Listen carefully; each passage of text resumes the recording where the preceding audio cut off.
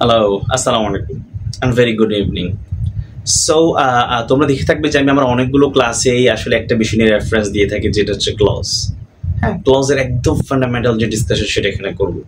ওকে, so যেটা তোমার SSC, HSC ওর class 8 level, যে কোনো লেভেলে এটা লাগবে, রাইটিং এর ক্ষেত্রেও লাগবে, খুব বেশি ইউজফুল একটা বিষয়। আদারওয়াইজ তুমি হচ্ছে যে তুমি জানছো না যে তুমি কি ডিসিশনটা নিচ্ছ। ওকে, সো ক্লজ আসলে কি দেখো, it's a very interesting and very easy thing if you can very technically deal with this. Clause হচ্ছে দেখো, এক গুচ্ছ শব্দের মধ্যে যদি ফাইনাইট ভার্ব অথবা মডেল ভার্ব থাকে তাহলে সেখানে একটা ক্লজ হবে। আমি একটা এক্সাম্পল দিই, দেখো ফাইনাইট ভার্ব মডেল ভার্ব তো দেখলেই চিনবা যে can, may, should, would, must, হ্যাঁ ইত্যাদি, এগুলো মডেলস। আর ফাইনাইট ভার্ব হচ্ছে যে ভার্বটা টেন্স অনুযায়ী তার শেপ নিয়ে আকার নেয়। যেমন হি গোজ টু স্কুল, এই বাক্যে গোজ যেটা দিয়েছি আমি, এটা কিন্তু টেন্সের কারণে সাবজেক্ট প্লাস V1, টেন্সের স্ট্রাকচার অনুযায়ী এটা V1 ফর্মে আসছে, ঠিক আছে। কিন্তু ফাইনাইট ভার্ব চিনে একটা বেসিক ছোট্ট একটা কথা বলি, কোন একটা বাক্য অর্থাৎ সেন্টেন্সের পুরো বাক্যের টেন্স বদলালে যে ভার্বটা চেঞ্জ হয়ে যায়, সাড়া দেয়, যে পরিবর্তনের সাথে পরিবর্তিত হয়ে যায়, সেন্টেন্সের টেন্সের সাথে পরিবর্তিত হয়ে যায় তার আকার, যে ভার্বটা সেটা হচ্ছে ফাইনাইট ভার্ব। একটি এক্সাম্পল ভেরি র্যাপিডলি দেখাচ্ছে, যেমন দেখো I want to read a book, আমি একটা বই পড়তে চাই। এ বাক্যের টেন্স কি বলো তো? Present simple active, right? I want to read a book. So যেটা হচ্ছে এটাকে এখন এখানে দুটা ভার্ব আছে এখানে, দেখো একটা হচ্ছে ওয়ান্ট, একটা হচ্ছে রিড। আচ্ছা fine, that's very well. Want কিসে আছে দেখো, ওয়ান্টের ফর্মটা একটু লক্ষ্য রাখো, আমরা একটু পরে বাক্যটা টেন্স বদলাবো, দেখবো যে কোন ভার্বটা চেঞ্জ হচ্ছে। এখানে দুটো ভার্ব আছে কিন্তু, I want to read a book. So দেখো এখন এই বাক্যকে আমি যদি পাস্ট টেন্সে নিই, যে আমি চেয়েছিলাম একটা বই পড়তে, I wanted to read a book, I wanted to read a book. দেখো আমি যখন প্রেজেন্ট থেকে পাস্ট টেন্স করেছি সেন্টেন্সের টেন্স, তখন আমার ওয়ান চেঞ্জ হয়ে গেছে, অর্থাৎ ওয়ান ভার্বের টেন্সের পরিবর্তনের সাথে সাথে সাড়া দিচ্ছে, এটাই ফাইনাইট ভার্ব। যে ভার্বটা টেন্স অনুযায়ী তার আকার নেয়, তার ফর্ম নেয়, এবং টেন্সের পরিবর্তনের সাথে ওই ভার্বটা অবশ্যই রেসপন্ড করে, ঠিক আছে। জানো তো রেসপন্স নাউন, তার ভার্ব হচ্ছে রেসপন্ড। ওকে, সো এখন যেটা হচ্ছে যে তাহলে আবার দেখো, কিন্তু আমার যে সেকেন্ড সেন্টেন্সে পাস্ট টেন্সে কিন্তু টু রিড কিন্তু চেঞ্জ হয় না, দেখো, ঠিক আছে। তার মানে সে ফাইনাইট না, টেন্সের পরিবর্তন তাকে কোনোভাবে প্রভাবিত করতেছে না। আমরা ফিউচারে দেখি যে বাক্যটাকে ফিউচারে I will want to read a book, আমি একটা বই পড়তে চাইবো। তো এখানের মধ্যে দেখো যে আবার ওয়ান্ট আবার চেঞ্জ হয়েছে, কিন্তু টু রিড আবার চেঞ্জ হয়নি। সো আমরা এইটা বুঝতে পেরেছি যে ফাইনাইট ভার্ব হচ্ছে এখানে ওয়ান্ট, আর রিড হচ্ছে নন ফাইনাইট।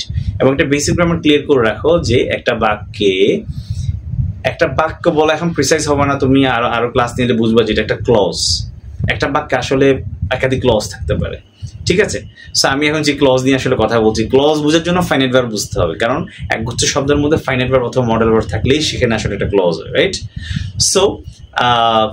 সো যেটা হচ্ছে যে একগুচ্ছ শব্দের মধ্যে ফাইনাইট অথবা মডেল থাকলে ক্লজ হয়। ফাইনাইট ভার্ব হচ্ছে যে ভার্বটা টেন্স অনুযায়ী চেঞ্জ হয় এবং টেন্স অনুযায়ী তার আকার হয়, ঠিক আছে। যেমন হি ইজ রিডিং এ বুক, এখানে রিডিং আইএনজি কেন লাগছে, তার আগে এম ইজ আর কেন আসে? কারণ এটা হচ্ছে present continuous active tense. Present continuous active টেন্সের চার্ট অনুযায়ী আমরা জানি যে am is are plus VM plus ING, তাই তো? ওকে, হ্যাঁ। কেউ যদি ভেবে থাকো হ্যাঁ তো সব ভার্বতে টেন্স অনুযায়ী ফর্ম নেই, তুমি অনেক বড় ভয়ঙ্কর ভুলে ছিলে তাহলে এতদিন। Please change such thinking. So যেটা হচ্ছে সব ভার্ব টেন্স অনুযায়ী তার আকার নেয়, অনেকগুলো ভার্ব অ্যাপ্লাইড গ্রামারের রুল অনুযায়ী তার ফর্মগুলো নেয়, ঠিক আছে। যেমন প্রিপোজিশনের পর V1 প্লাস আইএনজি হওয়া, মডেলের পর V1 হওয়া উল্লেখযোগ্য, ঠিক আছে। সো আমরা চিনেছি তাহলে একগুচ্ছ শব্দের মধ্যে ফাইনাইট ভার্ব অথবা মডেল ভার্ব থাকলে, ফাইনাইট অনেক কথা বলেছি, সেখানে একটা ক্লজ হয়ে যাবে। তাহলে দেখো আমি একটা বাক্য বলি, নিজেকে টেস্ট করো। যেমন I know that it may rain tomorrow. দেখো I know subject plus V1, এই নোটা কিন্তু ফাইনাইট ভার্ব, টেন্সের স্ট্রাকচার হুবহু ম্যাচ করেছে, সাবজেক্ট প্লাস V1, তাহলে নো ফাইনাইট ভার্ব। তাহলে আই নো এখানে একটা ক্লজ হয়েছে। That it may rain tomorrow, that it may rain tomorrow, it may, model দেখছো তো বাস, এখানে একটা ক্লজ হয়ে গেছে। মডেল থাকা মানে একটা ক্লজ। এবং মডেল ভার্ব নিয়ে একটা বেসিক কথা বলি, মডেল ভার্ব যেখানে থাকে লক্ষ্য করবা এই পর্যন্ত যত জায়গা তুমি মডেল দেখছো তারপর আরেকটা ভার্ব ছিল, কিন্তু সেই ভার্বটা ফাইনাইট না, সেই ভার্বটা হচ্ছে যে ইনফিনিটিভ। সেই ভার্বটা কি ভার্ব? ইনফিনিটিভ। ইনফিনিটিভ কি? ওই যে ভার্বের যে ভার্ব তো প্রথম দুই প্রকার তোমার, ফাইনাইট, নন ফাইনাইট। নন ফাইনাইটের আবার 4 ছেলে বা 4টা ব্রাঞ্চ আছে বা 4টা প্রকার আছে নন ফাইনাইট ভার্বের: infinitive, present participle, past participle, জিরান্ড, ঠিক আছে। এই যে ইনফিনিটিভটা হচ্ছে যে মডেল ভার্বের পরে যে ভার্বটা আছে সেটা এক ধরনের non finite verb. Non finite ভার্বের 4 প্রকারের মধ্যে সেটা হচ্ছে ইনফিনিটিভ। এখন ইনফিনিটিভ কাকে বলে? আমরা জানি 2 প্লাস V1 হচ্ছে ইনফিনিটিভ, তাই তো? কমন। যদি ইনফিনিটিভ অন্যান্য আরো অনেকগুলো প্রকার রয়েছে যেগুলো আমরা অ্যাডভান্স ক্লাসগুলোর জন্য ডিসকাস করে থাকি, বা 2 প্লাস V1 হচ্ছে যে infinitive. Okay fine, got it. এখন যেটা হচ্ছে দেখো, তাহলে প্রশ্ন আসে যেমন আই ক্যান ডু ইট, আমি যে বললাম মডেলের পর ভার্বটা ইনফিনিটিভ, তাহলে টু কো ইনফিনিটিভের। আই ক্যান ডু ইট, এটা তো হওয়ার কথা উচিত ছিল যে I can to do it, তাই তো, তাই তো। কিন্তু মডেল ভার্বের পরে যে ইনফিনিটিভটা আসে সেটা একটু স্পেশাল, সেটা টু উজ্জ্ব রাখে, টুটা সে প্রকাশ্যে নিতে পারে না। এবং অ্যাডভান্স গ্রামারের ভাষায়, অনেকগুলো ডিকশনারির ভাষায় যেটাকে বলে ইনফিনিটিভ উইদাউট টু, ঠিক আছে। এবং আমরা ইউনিভার্সিটি অ্যাডিশন টেস্টের ক্লাসগুলোতে যেটা কমনলি বলি বেয়ার ইনফিনিটিভ, অর্থাৎ ইনফিনিটিভ টু ছাড়া আসতেছে। সো আমরা আজ কয়েকটা ছোটখাটো বেসিক জিনিস খেয়াল করলাম যে মডেল ভার্বের পর যে ভার্বটা আছে সেটা মূলত ফাইনাইট না। দুঃখজনকভাবে দেখবো তোমার ক্লাসমেট থেকে জিজ্ঞাসা করে দেখবো অনেকে মনে করে এটা তো ফাইনাইট, যেমন he can speak in English. হ্যাঁ, এখানে স্পিক তো finite, no, that's a blatant mistake. হ্যাঁ, মডেলের পর ভার্বটা কখনোই ফাইনাইট না according to any international grammar book. So যেটা হচ্ছে যে তাহলে আমরা অনেকগুলো বিষয় খেয়াল করেছিলাম। ক্লজ কিভাবে চিনবো? একগুচ্ছ শব্দের মধ্যে ফাইনাইট ভার্ব অথবা মডেল ভার্ব একটা ক্লজ হবে। ফাইনাইট কাকে বলে? যে ভার্বের টেন্স অনুযায়ী তার শেপ নেয়, আর অথবা আমি সেন্টেন্সের টেন্সের পরিবর্তনের সাথে সাথে যে ভার্বটা রেসপন্ড করে সেটা হচ্ছে ফাইনাইট ভার্ব।